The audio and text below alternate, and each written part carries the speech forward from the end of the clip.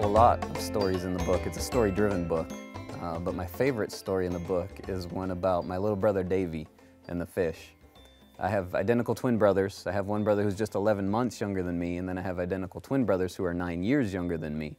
So when my identical twin brothers, the youngest, were about 4, one of them had an appointment at the doctor. My dad decided to take the other one, Davy, fishing for the very first time. And they went out and they threw some poles in the water, and before long, Davy had caught his first fish. It was a tiny little bluegill. I'm not going to give you a fish story, but it was about this big.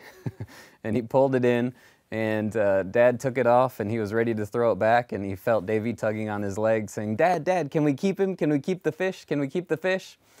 And they found an old tin can and tossed the fish in, and Dad thought, well, by the end of the day, he'll forget it, and we'll just leave it there. Well, the end of the day came, they started to pack up and walk back, and he said he felt little Davy pulling on his pant leg again. "Dad, Dad, we forgot my fish. We forgot my fish." So Dad grabbed the can, and Davy drove. He sat in the back seat with it the whole way home, talking to his new fish. He had a new pet now.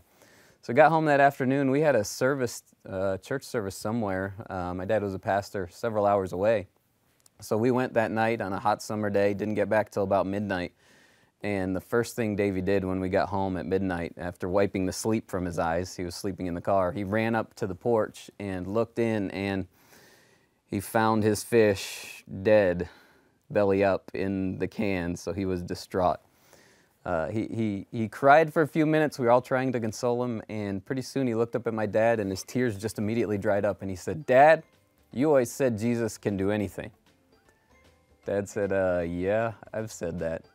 "Jesus can heal my fish, Dad. Pray for my fish." So my dad, being the great man of faith, said he prayed the best prayer he could ever pray over a dead fish, and it pleased Davy enough that he went off to bed. So the next morning, Davy was the first one up, and he ran out to the back door, and the first thing he did was check on his fish, and I saw it with my own two eyes. The fish was alive as alive could be.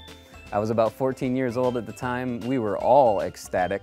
And then the question we had to ask was, what do you do with a resurrected fish? You gotta buy an aquarium, you gotta buy rocks, you gotta buy an aerator. We named him Lazarus, we dropped him in the tank, and he lived for years after that. And the moral of the story that we always told was, if God cares enough about the hurt feelings of a 4-year-old boy to resurrect a dead fish, how much more does he care about your hurt feelings and your needs, and how much further will he go to help you? And that story is in the book, and that is definitely my favorite story.